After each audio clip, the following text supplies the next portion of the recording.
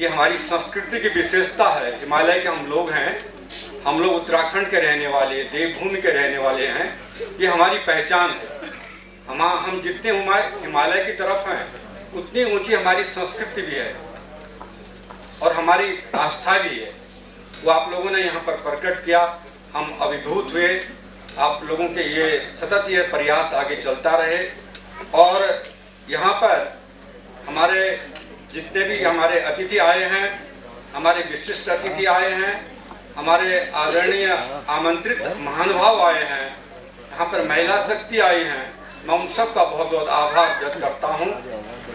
ये युवा आह्वान, जैसे कि आप लोगों को बताया गया कि युवाओं के द्वारा युवाओं के लिए कार्यक्रम है। मैं भी 1-2 कार्यक्रम में पहले गया था जहाँ युवा संसद और युवा विधानसभा का आयोजन हुआ था और मैंने देखा था कि बहुत अच्छी तरह से किस तरह से बच्चे जो हैं वो एक विधानसभा में किस तरह से प्रश्न रखे जाते हैं, किस तरह से उनका उत्तर देना होता है, किस तरह की योजनाओं पर, गलत योजनाओं पर किस तरह से अंकुश लगाया जाता है, ये सब उन्होंने सीखा, वहाँ पर प्ले किया। आदरणीय ध्यानी जी वहाँ पर थे, तो मैंने देखा कि वास्तव में अब तक हमारे आदरणीय काव्य जी ने बताया कि जब तक हम अपने नए लोगों को नहीं बताएंगे, आज देखिए सारी जो हमारा जो शासन और पूरा राज्य चल रहा है, उस सब हमारे जो चुने हुए प्रतिनिधि हैं उनके दम पे चल रहा है। अगर वो साक्षर नहीं होंगे, वो अच्छी तरह से उनको ज्ञान नहीं होगा, अगर वे कर्मठ नहीं होंगे, जागरूक नहीं होंगे, तो फिर हमारा राज्य चलेगा कैसे।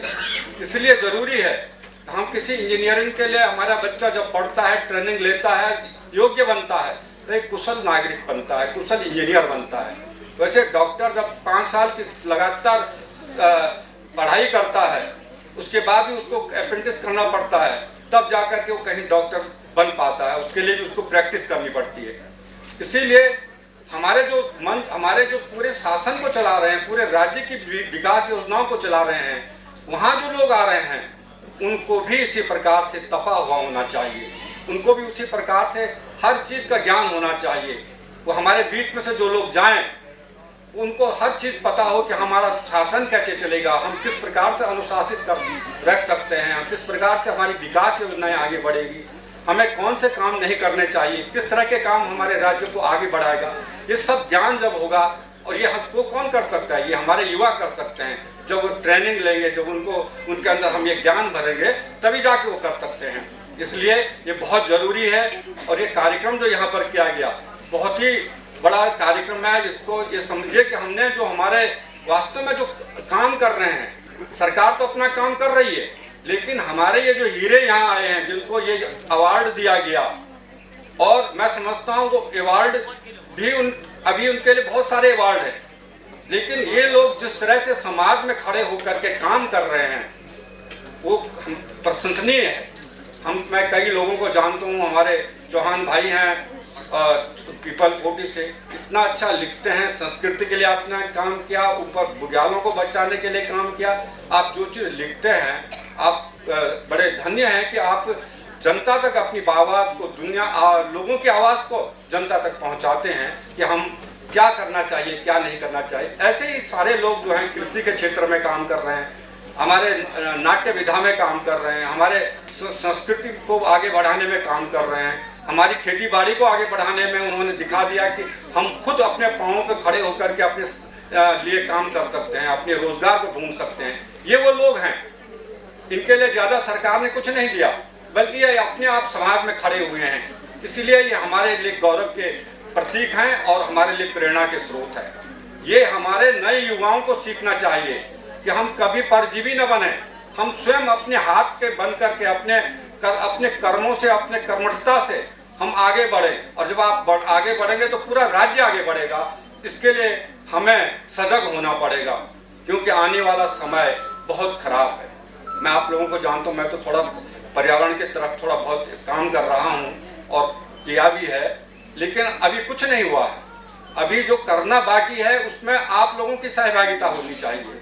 जिस तरह से आज जलवायु परिवर्तन हो रहा है, सांस लेने के लिए हमें स्वच्छ हवा नहीं मिल पा रही है, इतना प्रदूषण हो गया है कि कहीं भी जो है सांस की बीमारियां इतनी फैल गई हैं कि अभी डॉक्टर कह रहे थे कि सबसे ज़्यादा मरीज जो हैं फेफड़े के मरीज आ रहे हैं, दिल के मरीज आ रहे हैं। क्यों? क्योंकि इतना वायुमंडल में इतना प्रदूषण फैल चुका है। दिल्ली सारे दुनिया का नंबर 1 पर आ गया प्रदूषण के मामले में, और हमारा उत्तराखंड भी बचा हुआ नहीं है। यहाँ भी लगातार जो है जो AQI है वो लगभग 150 और 200 के बीच में रन कर रहा है। तो ये सब कुछ हमें कब होगा? हम लोगों की जिम्मेदारी है। हमें अपने लाइफ स्टाइल को बदलना पड़ेगा। हमें देखना होगा कि हमारे कोई ऐसा काम ना हो जिससे धरती को क्षति पहुंचे, कोई ऐसा काम हम ना करें कि प्रकृति को क्षति पहुंचे। आज एक पेड़ कीमती है, एक पेड़ कीमती है, और वो पेड़ आने वाले हमारी पीढ़ी के लिए एक माहौल बनाएगी। अगर हम पेड़ काटते जाएंगे, कुछ किया हमने अगर पेड़ नहीं लगाए और केवल पेड़ कागजों में लगाए, तो आने वाले समय में हमारी पीढ़ी जो है हमें कोसेगी कि किस तरह के हमारे पूर्वज रहे जिन्होंने हमें यहाँ स्वच्छ वातावरण, न तो पानी छोड़ा, न खेती छोड़ी, न ऑक्सीजन छोड़ा, तो जिंदा कैसे रहेंगे?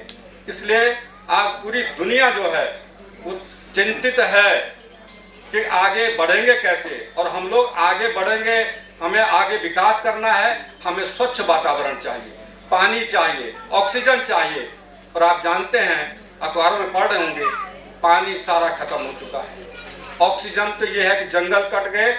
हर दिन 8 फुटबॉल के फील्ड के बराबर जंगल कट रहा है। 1 मिनट में आप लगाइए किस तेजी से दुनिया के जंगल कटते जा रहे हैं। और ऑक्सीजन लेने वाले आज जो है हम 7 अरब से ऊपर पहुंच चुके हैं पूरी दुनिया की जनसंख्या। 145 करोड़ जनसंख्या बन करके हम दुनिया में नंबर 1 पे आ गए। तो ये सब कुछ है। इन मुद्दों पर हमें भी सोचना होगा, तभी हमारी संस्कृति बची रहेगी, हिमालय बचेंगे, बुग्याल बचेंगे, नदियां बचेंगी, तब जाकर के हमारी संस्कृति भी फलेगी फूलेगी। आपकी इस पर क्या राय है, हमें कमेंट कर जरूर बताएं। इसके साथ ही आप हमारे YouTube चैनल को सब्सक्राइब कीजिए। आप हमें Facebook, Instagram, Twitter पर फॉलो भी कर सकते हैं। और संवाद 365 के साथ एक क्लिक में जुड़ने के लिए डाउनलोड कीजिए संवाद 365 ऐप।